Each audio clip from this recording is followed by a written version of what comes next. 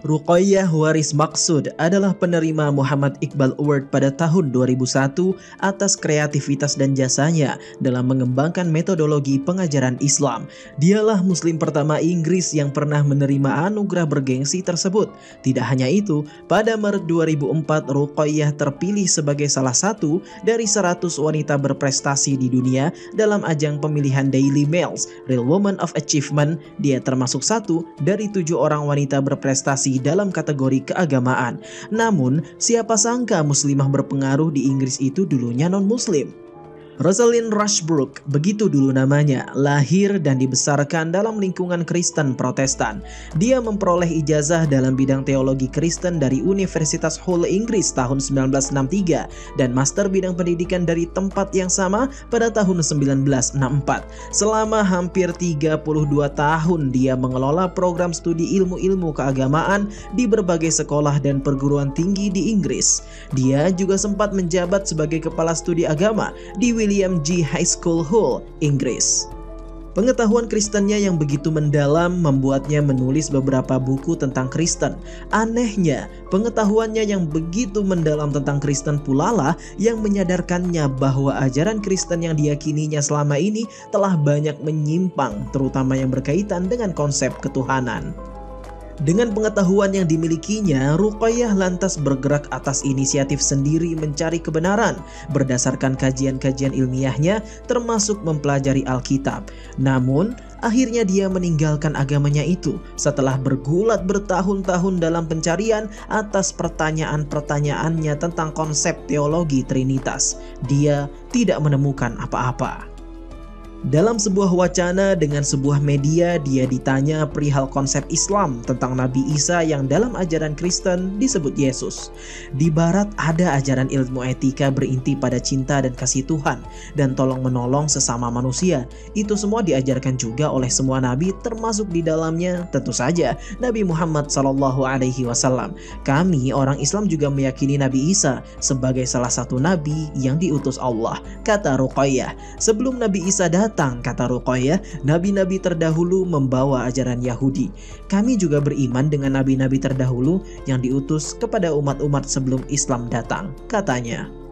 Ruqayyah menjelaskan lebih lanjut bahwa Yahudi adalah salah satu agama samawi juga, lalu Nabi Isa datang membawa ajaran Kristen. Itu kami yakini juga, katanya. Kemudian Nabi Muhammad diutus Allah membawa ajaran Islam dan tugas Isa alaihi salam telah selesai. Jadi tidak seperti dipahami ajaran Kristen dengan konsep trinitasnya yang menyatakan Yesus itu anak Tuhan. Dia memang dilahirkan dari seorang ibu bernama Maryam tanpa ayah. Karena itu jangan lantas disebut sebagai anak Tuhan, itu kuasa Allah, kata Ruqayyah. Apakah Nabi Muhammad diutus karena misi Nabi Isa dianggap telah gagal? Ruqayyah menegaskan, kami tidak beriman dengan itu, bahwa misi Nabi Isa gagal. Kami beriman Isa adalah salah satu utusan Allah yang terbaik bagi umatnya. Contoh dan petunjuk ajarannya ditiru oleh jutaan pengikutnya kala itu. Jika kemudian umatnya rusak, itu bukan karena ajaran atau misi Isa itu rusak, lantas dikatakan gagal. Lalu untuk menyelamatkan umatnya, menghapus dosa umatnya, dalam Kristen, Isa digambarkan mengorbankan dirinya dengan disalib. Tidak begitu. Inilah yang saya katakan ajaran Kristen telah menyimpang dari aslinya, terang Ruqayyah. Akhirnya pada tahun 1986, di saat usianya menginjak 44 tahun, Ruqayyah memutuskan untuk memeluk Islam. Keputusannya untuk berpindah keyakinan membawa konsekuensi pada kehidupan rumah tangganya. Dia memutuskan untuk mengakhiri biduk perkawinannya dengan penyair Inggris bernama George Morris Kendrick yang telah dijalaninya sejak 1964.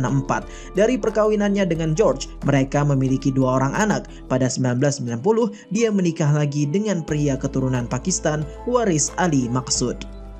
Setelah berhijrah, tidak membuat Ruqayyah berhenti menulis. Justru sebaliknya, ia menjadi semakin produktif. Lebih dari 30 buku mengenai Islam telah ia tulis. Dia juga menulis berbagai artikel di majalah maupun koran yang berkaitan dengan Islam dan Muslim. Saat ini Islam dicap sebagai agama bermasalah, sangat tidak adil. Karena itu, saya berupaya menulis untuk memperbanyak literatur Islam. Harapan saya agar melalui tulisan-tulisan itu dapat membantu memperbaiki atmosfer yang kurang berpihak ke Islam, katanya, dikutip dari republika.co.id.